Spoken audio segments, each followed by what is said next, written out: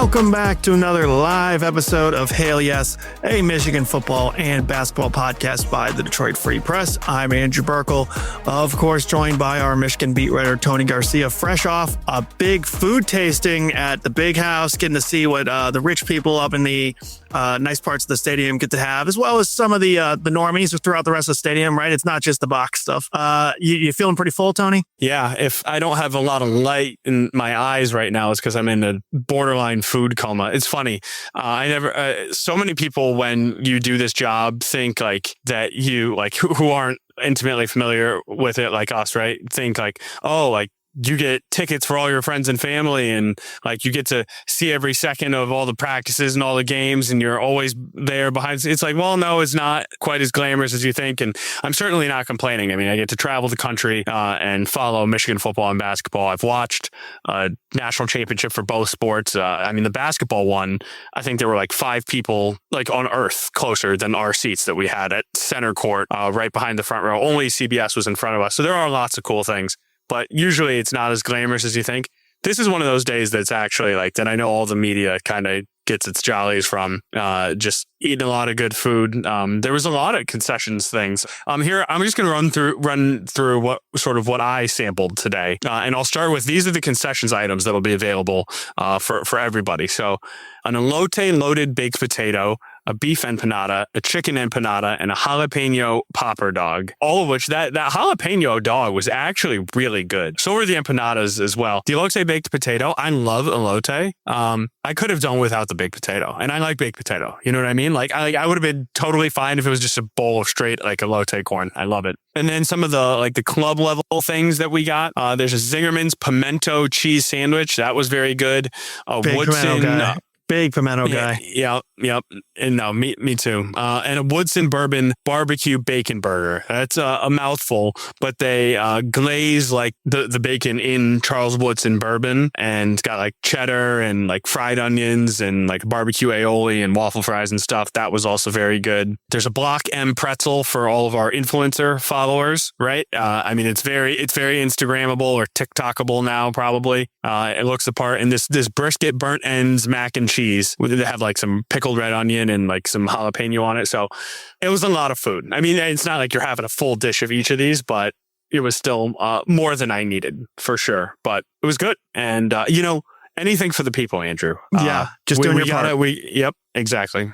Check us out on freep.com. We'll have some actual images coming soon. That was great audio, but probably be a better thing to see in photos and videos. Tony did do his part, though, and took a video. We're going to make him do a nice like TikTok-style voiceover, like all the other influencers he mentioned, and throw that on social media as well. So keep an eye out for that. That's the elote, like baked potato. This is a video, but I just paused it over it. That does look... It looks amazing, but also I could see why it would potentially weigh you down and make you have a food coma for today. So that's what we're battling through, right? Yeah, it was a lot. And here, this is a good one. Last one. Here's come on. Do I ever center this video up? There we go. That's sorry for those on just the audio feed, but mac and cheese and the burn end, like short rib, whatever it is. Fire. I mean, it was really good. Yeah, it looks really good. It was very good. Okay. Just to zoom out here for you guys. Of course, we're live. Comment on Twitter, YouTube, Facebook, wherever you're watching. We'll read your comments live. We want to give our bold predictions. So Tony has this coming in a story soon, but we're giving the podcast listeners the first look at some of Tony's bold predictions for the season, some more bold than others, some that will be a little bit more X's and O's, some big picture. So we'll get to those. And then we're also going to do our record prediction for the season from Tony. We'll run through that. A lot of preview content coming this week. We're really excited for the season to be coming shortly. And so let's get right to it. Your first bold prediction for the season, Tony, is what? That Michigan will lead the Big Ten in rushing, right? So when you think Michigan, you think running historically, right? And if you look at Utah, and I mean, Michigan's almost their entire offensive staff. I mean, it starts with head coach Kyle Whittingham, but offensive coordinator Jason Beck, offensive line coach Jim Harding, wide receivers coach Micah Simon, running backs coach Tony Alford is the only holdover from last year's staff. Tight ends coach Freddie Whittingham. It's a lot of people who are going to be very familiar with how Utah did things last year. And last year, they were one of the best rushing offenses in the country, right? Like they led the nation in yards per carry, 6.0. They were number 2 in total rushing, a little over 266 yards a game. They were number 2 in rushing touchdowns with 41. And this is in the country, right? In all of Division I football. And now they've got Jordan Marshall, Savion Hyder, Bryson Kuzdal will be in that mix. And don't forget about Bryce Underwood, right? Last year he ran for almost 400 yards and running was not something he did very frequently until a little later in the season. They used it a little more, but they really kept the training wheels on him. But we were talking with Kyle Whittingham last week, and he was talking about how he just likes to grind teams into dust. He's like, I'm a big fan of those those home run plays, those trunk plays that you hit over the top. He's like, because you got to do that. It's only so often that you can grind out a 12, 14, 16 play drive. But that's really what speaks to his football soul is when you just run it down someone's throat and there is nothing they can do about it. That's how Michigan sort of made its hay in the height of its powers from 21 to 23. And this is going to be a heavy RPO attack that's going to lead to more designed rushes for Bryce, but he's also going to have the ability to extend plays. That's something they've talked about at length, about something that they really like that he does in the pass game, and just sort of rolling out extended plays and picking up yards downfield. So just for context, Indiana led the Big Ten in rushing last year. We're going to do it on a per game basis because they played 16 games. So total yards is not apples to apples, but it was 212.9 yards per game. So that'd be a little over 2,500 yards for the season. If you go Jordan Marshall, call it 1,000, I think he could definitely be 1,000-yard back. Last year, he was 932, and he was the second back for a while, right? Savion Hyder, say he's 600, 700, and these are pretty conservative numbers. And then Bryce Underwood gets to 500 because he was at essentially 400 last year. Right there, you're at almost 2,200. And then you're not talking about any jet sweeps with the wide receivers. You're not talking about any of the mop-up time Bryson Kuzdal will have when he's in the game. If Tommy Carr comes in, if Michigan's blowing UTEP out by 45 points in the fourth, right? And then they're getting some run for Tommy and he's scrambling a little bit. All these yards are going to count when you lead the Big Ten in rushing, and I think Michigan's got a team that can do it. All right. Sometimes we produce every second of the show, and sometimes we just kind of figure it out as we go. I'm figuring out as you're answering these that my role should essentially be to play devil's advocate. So the other side of the coin would be, how does the O-line hold up? Is it as dominant as some of the Jim Harbaugh era O-lines? Are we counting sack yards in this, Tony? Does that count? And because I know in college it does count, right? It counts for team pass yards and Bryce's rushing yards. So yeah, I guess we'd have to figure out how we're counting those, because I could see Underwood, that's still going to be a thing for him this year, is getting rid of the ball, right? Not holding it for too long. That might be a case. But yeah, I think you make a strong argument. The last one, which I guess kind of will play into your second question here, so I'll just lead you right into it, is the passing attack, right? This is going to be a passing attack that Michigan fans obviously will be hoping for, but the coaches as well. It should be better than the last couple of years, which was not good. So will that eat into some of the rushing yards? Yeah. And quickly, you didn't even mention, my number one trepidation or hesitation with this Michigan rushing prediction, more than anything, is the schedule. Right? That you got to go against Oklahoma's defense, Indiana's defense. I had that up here and I forgot to mention it. Yeah. Oregon's defense and Ohio State. So it doesn't sound that spicy, but I think this is like a pretty hot take to say they'll lead, and these are bold takes, right? So in my estimation. So if even 2 of these 5 come true, I'll feel pretty good about that. Honestly, I would take 1. You're still at the Mendoza line if 1 of them happens, but 2, I'd definitely be feeling good about. No, for sure, because real quick, the schedule. Indiana last year, they had Oregon, right? And they had Penn State was their only other tough game, I think, really. And they blew out most of the teams in the schedule. And that leads to a lot of extra running yards. That might be the thing, right? Exactly. And this is an 18-team league, right? I know we're now used to that. This is year 3 with the West Coast team, so we're all probably used to that. But when Michigan, I think, led the Big Ten in rushing in 22 and 23, at least one of those years, there was only 14 teams, right? And so it's just a little more. And not only is there more teams, but the schedules are less balanced. You got a team like Penn State who avoids Indiana, who avoids Oregon, who avoids Ohio State, right? And so I'm not saying that they're going to be a great rushing team, but just their schedule is better. But back to the pass game that you were talking about, we were just talking with JJ Buchanan this afternoon, and he is very high on this Michigan pass game, as you would expect.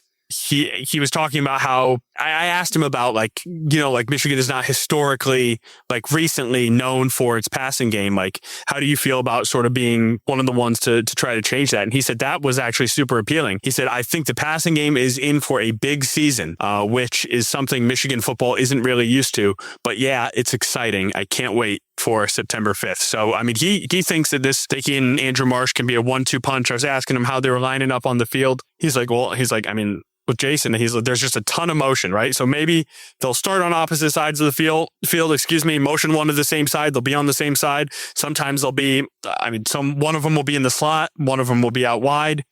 Either can do either thing.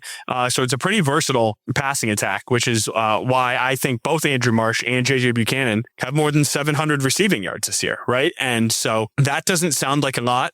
One time Michigan in the last decade has Michigan had two receivers go over 700 yards. Does that include tight ends? Is there any of the tight ends gone over 700 with the receivers? Yeah, it does include tight ends, and neither time was a tight end. Colston Loveland had 649. It's a lot of yards for tight ends. Tight ends don't get that many yards usually. Yeah, no, 649 was a ton. And it will not be a tight end this year that is sniffing that. Maybe a third. Maybe Zach Marshall can get to 200, 250. Maybe Hogan Hansen if they like how he works in this offense. But I just don't. The closer we get to the season, the less I think the tight ends are going to do compared to what we're used to with Michigan football. But you got to go back to 2019. Ronnie Bell and Nico Collins. Ronnie Bell had 758 yards. Nico Collins had 729.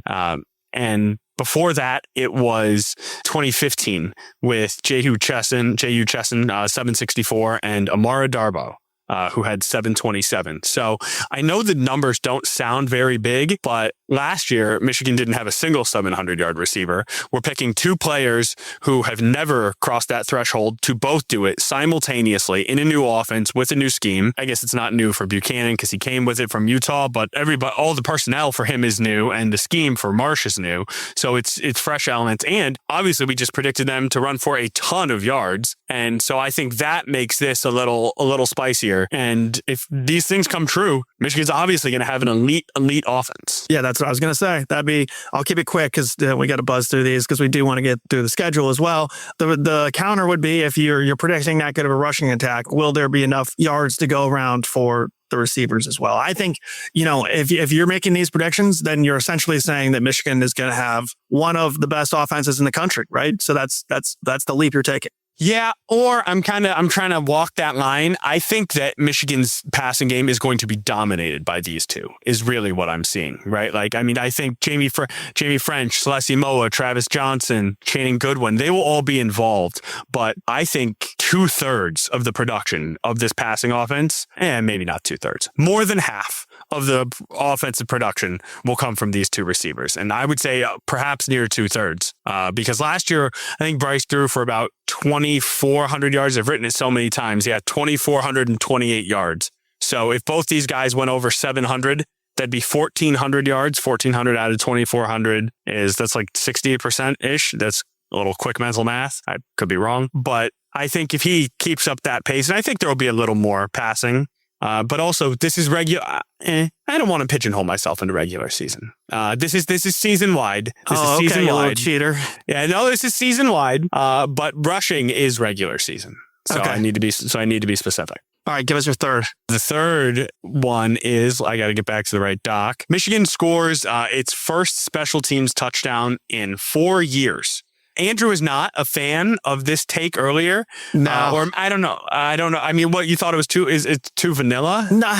I guess the way I would describe it is it's like, okay, yeah, that's basically my reaction. Like, it wasn't like, wow, you think? Or it wasn't, I guess it wasn't very thought provoking, right? Like, I get what you're trying to say, and that like the special teams, especially last year, were a mess, right? Under Harbaugh, it was special teams were taking care of, and that's why they won on the margin so much. But like, I get what you're saying with where they were.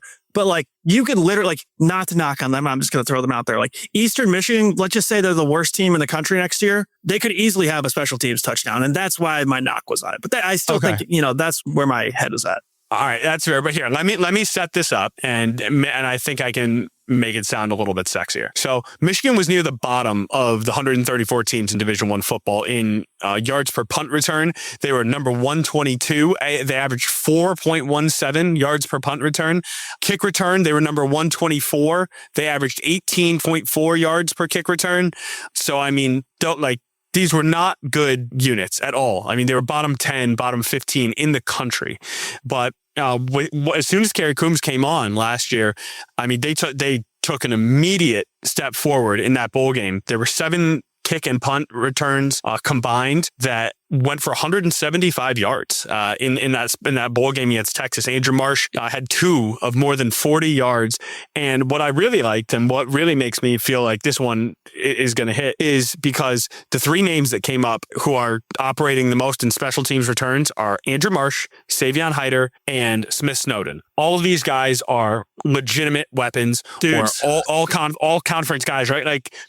And I think it was a good question. Someone asked Kyle Whittingham about his philosophy about, how do you feel about putting stars back there? Because so often it's like, hey, we just need, no disrespect to Joe Taylor, but I mean, Michigan would have like a special teams guy or Samaj Morgan, guys who they just trusted to hold on to the ball until Samaj sort of lost that trust in recent years, but it wasn't stars, right? Savion Hyder is expected to play a lot for this team. Andrew Marsh is maybe Michigan's best offensive piece. And so the fact that Michigan is looking for just as many ways as it can to get the ball in their hands, I like how that will bode and what that will mean for the success of special teams this year. Okay, I kind of already made my case against, so let's just move on to the third one.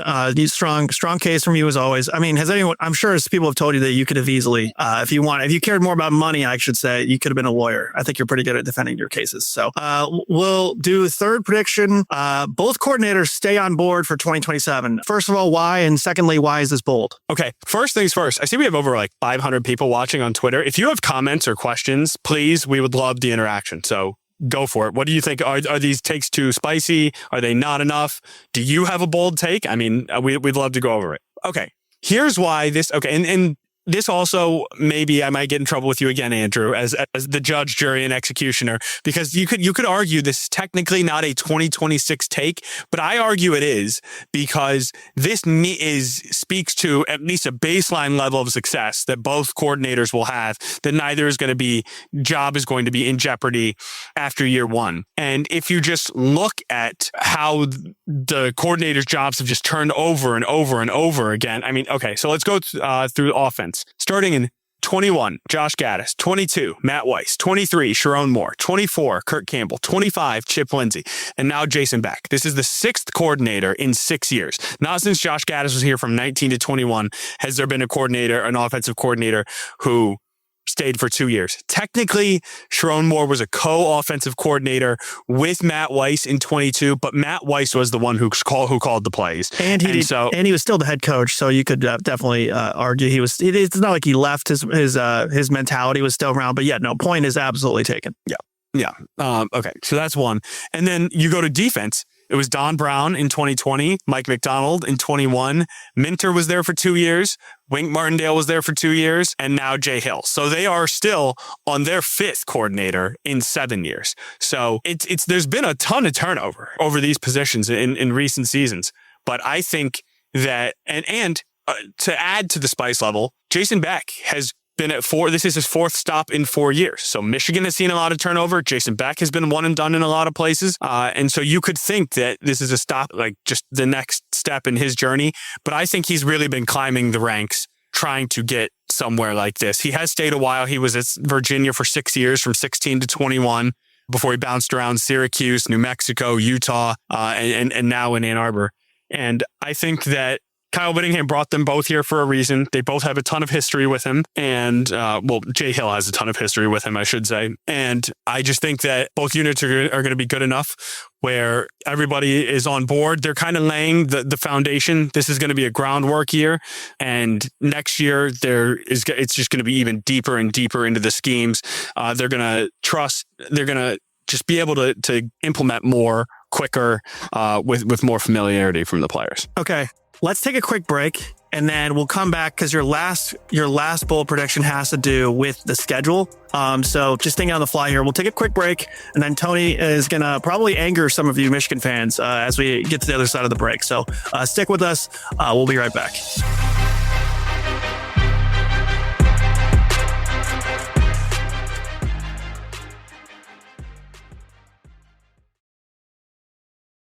All right, everyone. Welcome back. We're going through game by game. Obviously, we are less than 2 weeks away from opening kickoff. Next week, we want to spend some time thinking about the actual game, right? So Western. And then we're going to do some big picture stuff as well, but really kind of getting more into the nitty gritty. So we did want to talk schedule, predictions, all of that stuff this week and get it out of the way before next week, where we go really into the game. So with that being said, Tony, give us your fifth prediction, and then now we'll kind of play into our schedule pick by pick here. All right. Well, I feel the need to set the stage that I think I'm still pretty high on this team. Obviously, I think a lot of the rushing game, which I think will be the best in the Big Ten or could be. I think they have elite wide receivers. I think the special teams will be vastly improved. And I think the coordinators are here to stay. That said, the schedule is brutal. There's a lot of new pieces. This is a pretty young team, and you got to play 3 top 6 teams in the country, right? Like I'm taking Oklahoma out of this. I'm taking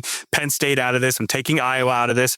All 3 of those games, I think Michigan can win. I do think Michigan can be a 9-3 team this year, but I think Indiana, Oregon, and Ohio State are at a different place right now than Michigan is. And I don't think that's all that surprising. Kirk Cignetti in Indiana just won a national title. Oregon and Dan Lanning, I think many people think he is the best coach in the country who has not won a national title. And Ryan Day in Ohio State won the national title the year before last. And they've lost more than 2 games in a regular season one time since 2005. There is a standard, there is a level there. And so with that, 2 of these games are on the road. I just think that there's a good chance that Michigan gets hammered in one of these games. I think it's probably the Oregon game. Look at last year going to USC. They lost by 18 points. The year before that, going to Washington, they lost by 10. They just don't travel well to the West Coast. Maybe with a new staff who understands that time zone and how things are. I mean, you're looking for anything. You know? You're looking for anything, right? And I recognize, like, I don't like when people say. I mean, some people will say like, oh, like he can't win the big game or this can't happen. Like, it's like, well, they can't until they do. Right? Like Jim Harbaugh couldn't win the big game and then he did. Or Dan Lanning, people were like, oh, Dan Lanning, they just can't get it done in Oregon. It's like, yeah, until he does. Right? Like, and then, so I'm not saying just because this has happened in the past, but if you do look at past history, often it is an indicator of what will happen in the future. And I just think, Ohio State has not beat Michigan in Columbus this decade since in the 20s. They are champing at the bit to get Michigan in Columbus, especially after that. Just unbelievable stunner. The most shocked I have ever been at a sporting event in my life, bar none, in 2024 when Michigan won at 13-10. So it can happen, right? But I just think Ohio State maybe wins that game by 7-10. I think I think Oregon wins by 14, maybe 17, right? And then you're in that, say it's 10, say it's 14, then you're in the 24-point range. Indiana wins by a touchdown at the Big House, and it's 30 points. So I think, even Kyle Whittingham has said as much, right? Like the depth is not quite where he wants us to be. He really likes the team. I wrote an article about this on the Free Press. He had some more pep in his step when we spoke to him last week. I think he feels even better about this group now than he did coming into fall camp and after what he'd seen from summer workouts and spring practice. But the Big Ten, you need depth. It's going to be a grind. It's going to be a gauntlet. You got 6 ranked teams. Like, this is giving you all 3 other ranked wins, right? Again, and I'm not saying I'm going to in my predictions, but let's operate that they do. You could still lose these 3 games by a big amount. Yep. The schedule in these 18-team leagues, man, that's just the reality, right? I'm sure we've mentioned it because I feel like I mentioned it not just on this podcast, but like all the time in real life as well. Like, look at Penn State's schedule, guys. Look at the schedule. It's just it's like they're playing in a different conference. Same with UCLA. I saw UCLA's schedule the other day. It's like they're one of their tough games is USC, and that'd be like the 5th toughest game for Michigan, right? Like it's crazy when you get these 18 team leagues, how different the schedule can be year over year. I mean, last year we thought Michigan may have had a pretty tough schedule, and Oklahoma ended up being like obviously a real tough game. They make the playoff, but the way the schedule ended up breaking, it wasn't actually that tough of a Big Ten slate this year. I just don't see any way that this year's slate doesn't end up being really tough. And if Michigan does go 9-3, I mean, they have a case as one of the best teams in the country still, because that would mean winning against Penn State, winning against Iowa, beating your rival MSU. UCLA, it has a lot of pep. Speaking of pep in their step, I mean, that's like a whole new program out there with a lot of new fresh vibes. We just saw it work from James Madison to Indiana. Why can't it work from James Madison to UCLA, right? There's a lot of cases for that too, right? So we don't want to spoil the whole schedule, but I totally understand where you're coming from there. So how do you want to run through this? I can give you the game like Western. Do you want to give me... I'll give you the score and you tell me why, and then we'll just kind of, based on the game, like Western will move through a little quicker, UTEP will move through quicker. But you're picking Michigan to start the season 1-0 with a 37-16 victory over Western, and why? Yeah, just because, I mean, there's just more talent, right? It's how these MAC games often go. But last year was like 63-3 against Central Michigan. This is not that same thing. For those who don't know Western Michigan coach Lance Taylor, remember this moment, remember the name, because this dude is actually a rising star. He is actually a very, very good coach. And I think he is not long for the Power 5 or for the Group of 5. He will get a Power 4 job soon, and he will be a very good coach at a very good school for years to come. That said, Michigan is just bigger, stronger, faster, more resources, all the reasons why, even if a team like this, I mean, and Western is picked to win the MAC, right? And they won it last year. So it's a good program for its level. One of these things is not like the other, right? So I think Michigan gets that rushing attack that we were talking about going. I think they run for more than 250 yards. I think Jordan Marshall and Savion Hyder both get in the end zone. And right now, just for the record, 21 points, that would not be covering. I think Michigan, an early line I saw was like 27.5. That's a pretty big number. That's a pretty big number for a team that we haven't seen do it against a team that's better than its name brand would suggest it is. So comfortable win, but not some blowout. These college football games are so weird though, because it's like you're up 14. Like say you're up 14 and Western has the ball and it's like, holy crap, they drive down and score here. They're only down by 7. Then they throw a pick 6 and then it's 21. And the next thing you know, you get the ball back because they went for it on 4th down from their own territory. You punch it and you win by 28. I mean, that's why like these college games they're so tough to bet on, because the 14 with the ball can flip to 28 in like a minute's notice with the talent differential. So let's move on to Oklahoma. This is probably one of the games that people will be asking about the most as far as schedule predictions, and ultimately going to really determine a lot of what we know about this Michigan team. They can get better from this perspective, from this point, and I'm sure they will, but this is going to set the ceiling for the season, right? So you have Michigan losing 27-23. Make the case. Yeah, just where this game comes in the schedule. Oklahoma returns so much. I mean, last year, according to PFF, they were a top 5 linebacker unit, a top 10 defensive line, a top 15 secondary. David Stone, a 4 or 5-star recruit who's expected to be a first-round pick, sort of anchors that line. We've talked about it before. Our old friend Cole Sullivan is not even guaranteed to be a starter at linebacker. He was a star linebacker for Michigan last year. There's just a ton of juice. And then, of course, I mean, we saw what John Mateer did to Michigan's defense last year. Of course, it's a new system, it's a new scheme, and that's not saying that Michigan can't have a better performance, but we saw what he's capable of when he was healthy, right? Like after he got hurt to his throwing hand in like week 6 or week 7, I mean, he was just like below average the rest of the season. But when he was on at the beginning of this season, I think coming out of the Michigan game, which is only 2 games in, he was the Heisman favorite or front runner, right? Like he had 3 total touchdowns, almost 300 yards. He was really, really good. And they had a bunch of weapons. Trell Harris from Virginia, Parker Livingstone from Texas, Hayden Hansen, the tight end from Florida. So it's just a loaded team. Brent Venables has a fantastic defensive scheme. It proved problems for Michigan's offense last year. And I think this is going to be a really close game. I mean, 27-23. That's a game that could go either way. But this early, with so much that's new schemes on both sides of the ball, really young team, just going to have to see it from Michigan. And if they win this game, that bodes extremely well for a run I think they could go on right after it. Two things. First of all, I want to note Brent Venables just signed a contract extension. Don't throw that away, Michigan fans. I think that says a little bit about what the vibe in Oklahoma is about this team, right? Like if there was some nerves around, hey, is this, because the way last year kind of, I mean, I don't know. I thought it was getting kind of angsty out there. That was my read. They make the playoff, yes, but then they extend Venables and it's like, I think they must really like this team, right? Because there was really no reason they had to get it done now other than if they are really predicting that this team is going to be great, right? So that one did raise a little bit of a Michigan flag for me where I was like, oh, okay, I'll keep an eye on that. Secondly, it's just a huge ask. I mean, massive ask for a new staff to come in and your second game is against Oklahoma with everybody in the country. Got your eyes on this one. So that's obviously a huge, if they do pull that out, it's a big deal. Let's get to UTEP. Can I tinfoil hat the Brent Venables thing? Yeah. What if they don't, because of the way things went at the end of last season, right? I mean, the offense was broken. Really broken, right? And yes, he's a defensive guy, but still, you got to find someone who can get this offense going. John Mateer was supposed to be what Fernando Mendoza was, right? He was the number one quarterback in the transfer portal. He was supposed to be Jalen Hurts. He was supposed to be Baker Mayfield. He was supposed to be what other transfer quarterback? There's a third one who won a Heisman, who I'm forgetting. Kyler Murray. Yeah, Kyler Murray. Yeah, he was pretty good. Yeah, Kyler Murray.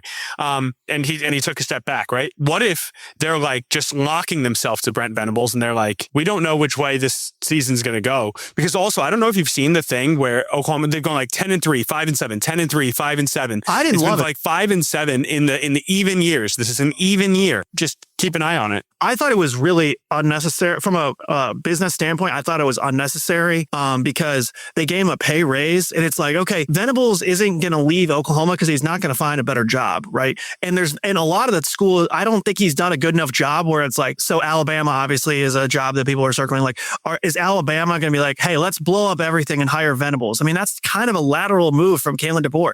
I just thought like the zone that they're in, they really didn't need to do that move, but that's kind of more my thought process on it. But I did think, well, maybe they really like this team. Real quick, I want to get to this comment because Michigan Go Blue joined the party. So Michigan Go Blue 1324 says, I think Bryce will have an elite season and finish as a top 3 quarterback in the conference.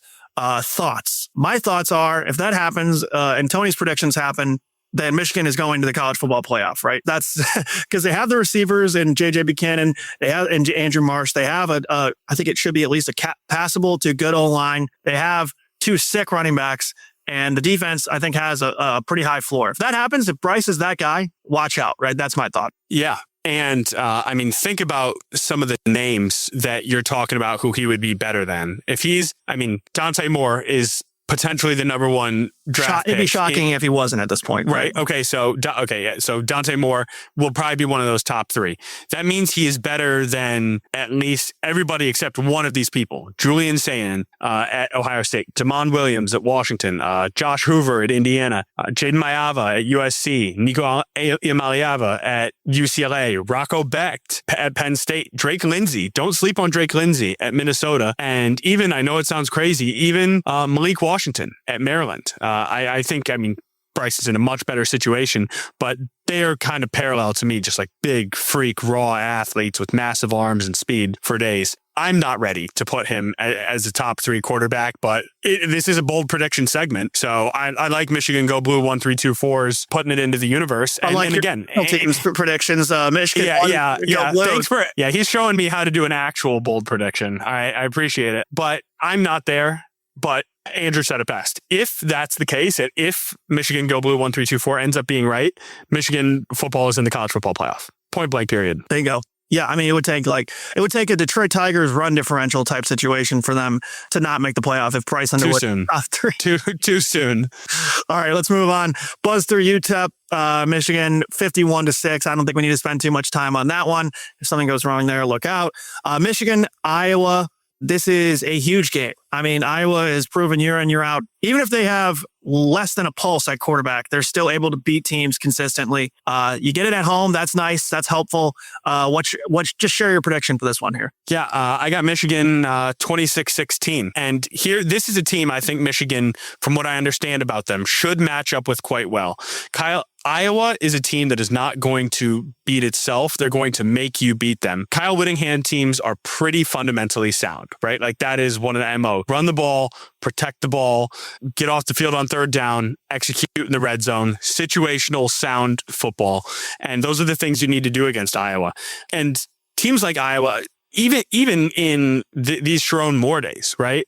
I know, dark times. I know we don't want to think about it too much, but like you actually had to be like a pretty explosive team or have like some element of an offense, right? Like I know some of those worst losses were like Illinois and Washington in 2024, but Washington was decent. Again, that was a West Coast game. And Luke Altmaier is now vying for the backup job with the Detroit Lions, right? Like they had a pulse and they could do things on offense. Oregon, obviously, is Oregon. If you go back to 24, Texas was really good. But the Minnesotas, the Iowas, the Rutgers of the world, right? Who need to do things sort of station to station. You don't have enough firepower to match up with Michigan. And so I think Iowa is just classic Iowa. They are 8-4 or 9-3. And it really depends on how many teams are really good on their schedule. And if you're not a really good team, you'll lose to Iowa. Michigan is a really good team. They're somewhere between good and really good. And they're enough more talented than Iowa that I think they handle it. Especially, I mean, this like Mark Gronowski, who was like their quarterback last year, who actually gave them a little bit of, not much, but a little bit in the passing game. Like, I think he's on like the practice squad of the Dolphins or something. They've got another quarterback battle situation going on. I mean, I couldn't name an offense player on Iowa. No, I'll be honest. Well, it sounds like outside of naming a few players, similar logic would apply to Minnesota, right? Minnesota, with a couple exceptions where the running game was really dominant, they're not gonna explosive play you out of the game, right? So you'd think you'd be able to use some of that similar logic in a win for Michigan. Yeah, that's their first road game the next week to start October. I've got Michigan. Similar margin, 31-20. I mean, be careful now because Drake Lindsey is, I honestly could have included him in that quarterback list. I'm not certain that Drake Lindsey's not the best quarterback or who will be the best quarterback on that day in this game. I think you're going to say in the Big Ten. I was like, no. In the bold predictions? No, God, no. But I mean, he's good. I mean, and I mean, his success directly correlates to Minnesota's. I got a couple stats here. So when he completed 65% of his passes last year, Minnesota was 5-0. And they added a couple wide receivers, Perry Johnson from Auburn, Noah Jennings from Cincinnati, and their offensive line. They added a senior in the portal. They've got 2 or 3 guys. I think they got an all Big Ten center coming back. 4 of their 5 starters are in their 4th or 5th year. So this is they've got the pieces to be better than some, kind of in that, like Iowa. This is sort of going to be typical Minnesota range. Either they're going to go 7-5 and win the bowl game to go 8-5, or they're going to go 8-4 and lose the bowl game to finish 8-5. Maybe 7-6, right? They'll be slightly above 500. They'll beat all the teams they should, none of the teams they hope to. And Michigan is starting to rack up the wins here with a 5th in a row or 4th in a row. All right. I apologize for rushing you, but we do probably have to speed some of these up because we got a lot of games left. Penn State, season-determining game. Talk about one that could really flip everything on its head, right? If Penn State wins this one, watch out. I mean, they're like I said about Bryce Underwood, if he's top 3, they're heading to the CFP, right? So huge game for the conference. Yeah, absolutely. I mean, we were talking about Penn State's schedule earlier, right? And how they don't play anybody. This is part of their 2-game stretch where they actually play somebody, and that's Michigan in the Big House. And so I've got Michigan winning this game 26-23. Look, Penn State is essentially Iowa State now, right? I mean, Matt Campbell goes there. Rocco Beck goes there. Matt Campbell brought 24 transfers from Iowa. Rocco Beck is a seasoned veteran passer. I mean, he's got over 9,000 passing yards, 64 touchdowns in his career. They got their star defensive edge hybrid linebacker guy back, Anthony something or other. His name is escaping me right now. But it's just, I think a lot of people are in on Penn State because they have revamped the system, but they're not playing a ton of talented teams. Michigan is a talented team. This is a home game. This goes to show, I do think Michigan will win some of these ranked games, these tough games. Look at Iowa, look at Penn State. But I think this will be one of this moment where I think Michigan gets to 5-1. They're coming off a bye. It's a bye week the week before, and Penn State will have been coming off a game against USC on the West Coast. And so just a lot of things pointing in the favor of Michigan. And so I think it'll be pretty tight, but this could be Bryce Underwood's first real moment. All right, moving on. Speaking of tough stretches like Penn State has, this is, whew, even if you get through Penn State, okay, well, now Indiana comes to town. This is not your grandpa's Indiana, right? This is Curt Cignetti's Indiana, coming off a national championship. Yes, going to Oregon is probably, that is a tall task. That's going to be a huge game. Going to Columbus to play Ohio State, massive game. But I would argue that this one, because of how it would set Michigan up if they were to win this game, might be the biggest game on the schedule because of, I hate to say winnability, right? But it's plausible. It's the home one. It's the home game. Okay, right? That's the easiest way to say it. Yep.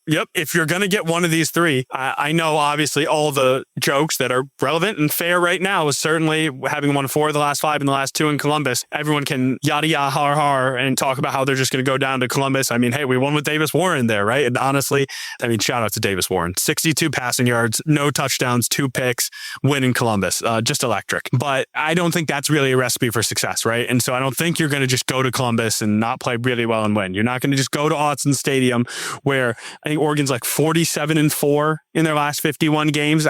Something ridiculous like that. It took national champion Indiana last year to go out there and beat them. That's the level you need to be to win in Eugene. So this is the home game. But I think, I don't know how long I know it's only been 2 years, but eventually people are going to catch on that this Indiana thing is not just some blip or some anomaly. Like, this is who Indiana is going to be in this current era right now. And that's one of the best teams in the country. Josh Hoover from TCU, I think, has thrown for the most passing yards of any active quarterback in the country. They added Andrew Marsh from Michigan State, who is Michigan State's only player with a pulse the last couple of years. And I know everybody on Michigan, all Michigan fans would have signed up. Everyone in the country would have signed up to have Andrew Marsh join their team. Turbo Richard from Boston College, Joe Brunner from Wisconsin, AJ Harris from Penn State. Those are just some of the 17 portal additions who came to Bloomington this offseason.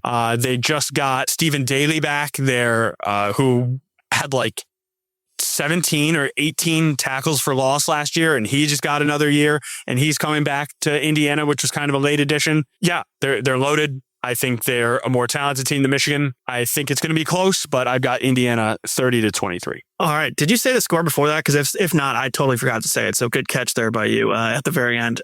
And one last thing. Davis Warren mentioned starting quarterback at Stanford. Did you see that? Yeah. Good for him, he man. won the job. Good for him. better than Jaden Davis, who lost out on the battle at East Tennessee State. Not great, Bob. We'll run through Rutgers 38-16, right? Anything to note on that before we set up another big one? No, just it's Halloween in New Jersey. I've got buddies in New York, so I'm hoping it's a noon game, and then I can go out on the town late at night, which means it will be a night game. Just book it. This will be a night game. This has Big Ten Network 8 p.m. or 7:30 p.m. written all over it. Let me tell you right now. 100%. There's no chance it's not. Okay. Obviously, whether the team in green and white is good or not, it's always a big game. You saw last year, even it was feisty at times, even though Michigan State, you mentioned, had one player with the pulse. The pulse is back to as far as energy in East Lansing. You've seen Pat Fitzgerald has been able to, if nothing else, get some excitement back in that group. If you watch the Big Ten Network special on the team, they're like, wow, watch how like this energy. It's like watching 2 completely different people in units, right? And that's not surprising considering the different types of people. But MSU's got a long way to go to getting the talent back to the level of competing with the Michigans and the Indianas and the Penn States and the Ohio States of the conference. I don't think you're going to think this one's close, but what's your prediction here? Yeah, 34-17 Michigan. I think they double them up. All that energy and hype and everything, that always plays really well in August. And then maybe you go 2-0 against a couple MAC teams and you go and get dump trucked by Notre Dame in South Bend and you come back to earth pretty quickly. It's like the Western Michigan thing. Like, yeah, like there's some juice there and like in a different way, but there's just not enough talent. There's not enough answers. Like, who are Michigan State's good players? Like, their receivers Cam Edwards is going to be pretty good at running back. I was going to say Cam Edwards. Maybe. If you listen, we don't get to watch a lot of practice. The Big Ten Network thing, Jake, who was there? Was it not Jake? Jake Butt? Jake Butt, yeah. I was going to call him Jake Long. I don't know why. He was seriously impressed with the O-line. So I think the O-line is going to be a little bit better than it was last year. But the receivers are like, it is, without Nick Martian there, it is jarring, right? That's going to be the question. And teams are going to be able to just be like, hey, your receivers, they're not going to beat our corners on the outside and just completely take the run game away. I think that's the concern, right? Yeah. And defender, just the whole thing. I think it's another 4-8 type of season for them. Hey, that would hit the over. 3.5 is the over under in East Lansing. Well, that tells you all you need to know. Yeah. There's just nothing to say. This rivalry is better when there's juice in it. Both teams have to live up to their end of the bargain. It's been more than half a decade since Michigan State's done its job. So I think it'll be a party in Ann Arbor. And 34-17 is honestly being pretty respectful to Michigan State. Yeah. And it is because of that. Pat Fitzgerald, he seems to have those D'Antonio, just like knowing the right thing to say. I'm not saying he's Mark D'Antonio at all, but he's been in the Big Ten when Michigan State was the one beating up on Michigan, right? That was in the height of Pat Fitzgerald's time here. And so he knows it can be done. Yes, it was a different era. And so maybe there's a little juice. Maybe it's a 7-point game at the half and Michigan just kind of runs away. And honestly, 34-17 could be like a late cover. Like it could be 34-10. And just like last year, how Michigan State made it look closer than it was with the touchdown in the final second, could be something like that. But there will be no doubt about who wins this game. I will say last thing on this. I think Pat Fitzgerald is getting MSU a little bit of what they needed, right? It was the energy in the program had been sapped, and you can't have a coach who also has no energy when the energy in the fan base and in the program has been sapped as well. So I do think they're slightly heading in the right direction, but they got to get serious with their NIL and get some real players in there. So yeah, our Michigan State writer, Chris Solari, and myself, we're going to do like a crossover later this week for Freep.com. And I think some of the things we were talking about is just, it kind of feels like right now they're at very different levels, but like both programs found the guy they need in the moment, right? Like Michigan State needed someone with some juice. Michigan needed someone who wasn't on OnlyFans and was an adult and was just going to steer the ship and just be like, JJ Buchanan said it about Kyle Whittingham today. He said, what you see is what you get. You know exactly who you're going to get with Kyle Whittingham. And and it feels like both programs needed that. So at least there's hope about the direction of each program. One is coming from down here. One is starting in the middle. They're both trying to get back here. But yeah, that was more than enough time on that game. I'm sure Michigan fans would not agree with this, but from a content and I always, at the end of the day, what do I spend most of my time doing? It's being an editor for the Detroit Free Press Sports Department. It's better for us if this game is interesting. So hopefully it at least can get back to a point where it's fun, like basketball, right? Where basketball was so fun the last 2 years. I think it's better for everybody if the game is interesting, right? First and foremost, if the option is interesting and lose or not interesting and you dump truck them, obviously you're going to choose that one. But interesting and then your team winning, those are the best ones. And frankly, Michigan hasn't had a lot of those with Michigan State. On all the games that are interesting or tight, Michigan State has kind of won. You go to the trouble with the snap in 2015. You go to 2017 when it was like 14-10 and John O'Corn throws the Hail Mary late. 2011, Kenneth Walker versus Aiden Hutchinson, right? Those are all the tight games. 22 it was, and 23, Michigan annihilated them. I guess you could say 24 was tight. 24 was tight. I was going to say 24 was tighter than people remember because MSU was about to have the lead at half until they completely crapped down their leg. Remember that? Oh, yeah. And it was 24-17, 2 minutes to go. And I think Michigan State had it was like 4th and 5 on like the 20-ish yard line, on Michigan's 20-yard line, down a touchdown in the fourth quarter. So that was a tight game, but those teams were both terrible, right? Like Michigan was 5-5 through 10 games, and MSU was like 4-6 through 10 games, and then they missed a bowl and they went 5-7. So that's kind of what they've been doing up in East Lansing. So we're talking about the 2015 years or the 2021, right? Like both those games, and Michigan ended up on the wrong side of both of them. But those are the most and Michigan knows what it's like to win big. Like think about all the times they beat Ohio State recently in massive, massive games to go to the Big Ten title. It feels so much better than just steamrolling MSU and being bug meat windshield. You know what I mean? Like that's not it's fun in its own way, but it's not as fun and as vindicating as those massive wins against Ohio State. Yep. Okay. I don't think we need to spend too much time on Oregon because we talked about it in your bold predictions. So you have Oregon winning 37-20. Just again, I keep coming back to this word, but it's just like, it's a lot to ask, right? It's a lot. I guess that's multiple words, but that's a lot to ask to go to Eugene and win in year one under a new administration where the depth is a question.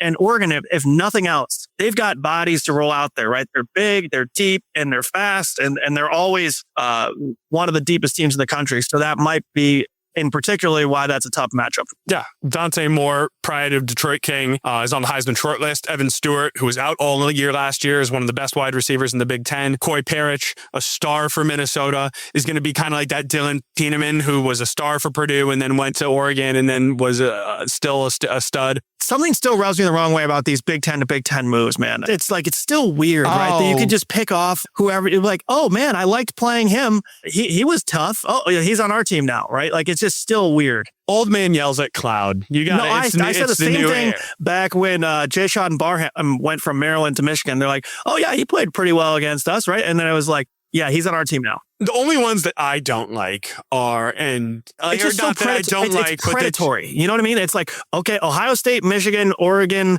and Penn State doesn't do this a ton, but those three and whoever is the top, Indiana just picking off Nick Marsh from Michigan State. It's just like, first of all, why would those people not go there, right? It's just so impossible for the teams at the bottom or the middle. Be better.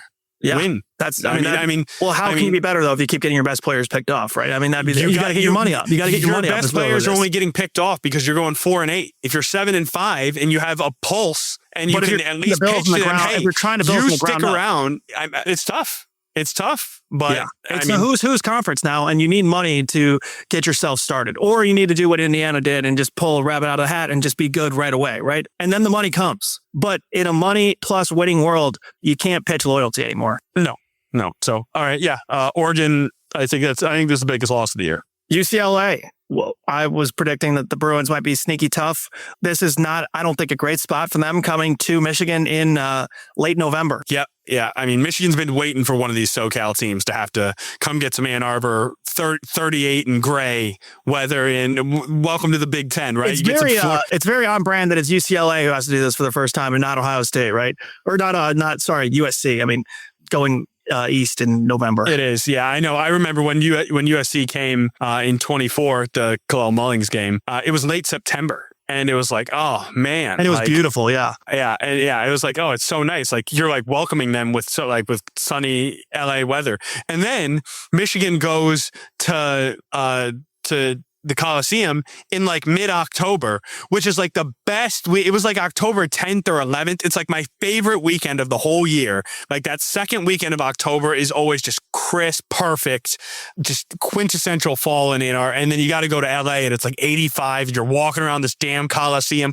sweating your you-know-what off is terrible. But all right, I digress. UCLA could be a lot better this year. Like you said it, the James Madison thing, they're bringing in a host of guys. I can't tell you how many times I've almost called Bob Chesney Kenny Chesney, but Bob Chesney seems to be a really good coach, but more talent. Home game, senior day, knowing they're going to have to get off the mat. I don't think they're going to just overlook this game and look ahead to Ohio State. I trust Kyle Whittingham to have his team's feet be where their feet are, and 31-17 Michigan. Well, if you made it this far, thank you. We appreciate it. Michigan at Ohio State, the game, of course. And I think you kind of mentioned it before. There's going to be some people in Columbus looking for revenge from that weird, wonky 2024 game. And that's going to be a lot to overcome. So you've got Ohio State winning. That would still be a relatively close game, assuming that's not like some late backdoor cover from Michigan. Yeah, no, I was thinking of it as a close game. And we're obviously wrapping up here, but we got 850 people watching this live on Twitter. So how off base is this? Like, anybody, please feel free to comment and share where you think we're at, or where you're at with this team. But yeah, I mean, I think I spelled it out earlier. Ohio State is just a different tier than Michigan right now. Are they? I mean, they've got 2 NFL coordinators in Arthur Smith and Matt Patricia, who, of everything that shocked me last year, how good Matt Patricia's defense was, probably number one. Now, it helps when you have Caleb Downs and Sonny Styles and Arvell Reese, right? And so, like, I mean, it is a ton to replace. But I mean, I still think, I mean, just playing this game in the Shumay, I gave the stat earlier about how Ohio State has only lost more than twice in a regular season once since 2005. Dude, did you see their over-under is 9.5? I saw that yesterday. I'm like, it's like, have it you seen almost their feels schedule? like they'd have to get hit by, I know, but it still would be stunning if they don't win 10 games, right? Like, even with their schedule, they could play Alabama, Georgia, Texas, Michigan, Penn State, and go on Oregon on and on, and they basically do, right? It still would be surprising to me if they don't win 10 games, because that's what they do in Columbus. Yeah, of course. I mean, what they do in Columbus, I mean, they win more than 10 games in Columbus. I mean, 10 is the floor. Yeah, 10 is exactly. the absolute That's why floor. to see it at 9.5, I was like, it's just surprising to see. At Texas, week 2, Texas is number 5. Is that at the same time as Michigan or Oklahoma? It's the night game. Michigan, Oklahoma is the day game. And so all the Big Ten fans were up in arms because, when the Big Ten team's hosting, they got to do it at noon. And then when the Big Ten team's on the road, it's the night game. It's like, well, yeah, Fox, Big Ten, SEC. So they're each going to pick the home game. I kind of love it, though. It's kind of like a Big Ten. It's kind of like a Big Ten SEC challenge, basically. Yeah, like one of those basketball ones. No, I can't wait. Selfishly, I'm happy that it's noon and 7:30 either way, so I can see both games. So that'll be great. Okay, at number 5, Texas. At number 22, Iowa. And we talked about Michigan should handle them. Playing at Kinnick, kickoff time still TBD. That's a whole different thing. The pink locker rooms they got going over there. I mean, crazy things happen in Iowa City.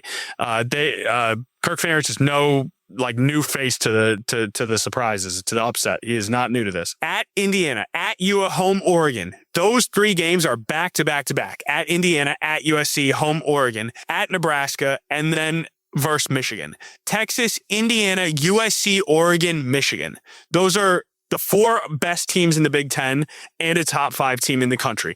And then you still have Iowa and Nebraska, who are both top half of the league. It is just an unbelievably different. I think it's the toughest schedule in America. Yeah, it's basically a tougher version of Michigan's schedule. It's like if Michigan also had to play USC and the Oklahoma game was on the road. Yeah, exactly. And Texas might be better than Oklahoma. I mean, at least they're projected to be out of the gates, right? They're a little higher ranked. So, that doesn't change the result for Ohio State. Might be 8-3 going into that one too, right? Or somewhere in that range. Could have a same record as Michigan, right? And that would bode well for Michigan. It'd be weird. That hasn't happened in years, right? It hasn't happened in years where Ohio State is not, or Michigan is not playing for the college football playoff. When would the last time be that Michigan or Ohio State didn't come into that game playing for the college football playoff? It's been a decade, probably. I mean, over a decade. I mean, here's Ohio State's wins by season starting last year: 12, 14, 11, 11, 11, 7. But that was the 2020 shortened season when they lost in the national championship. Yeah. 13, 13, 12, 11, 12, 14, 12, 12. And then that one year in 2011, my freshman year of college, where they went 6-7 under interim Luke Fickell. And before that, 12, 11, 10, 11, 12, 10. Well, and we should also add one thing. We should add one thing, that the 9.5 I mentioned was regular season only. Right, so that doesn't count the bowl wins, but still, either way, everyone else counts those wins when you're talking about, they were an 11-win team last year, they were a 10-win team. Everyone else counts that except for the sports books, right? Those cheapos. Yeah, here's the highest place they were ranked in the AP poll in every year. We're starting in 2025, going back. First, second, second, first,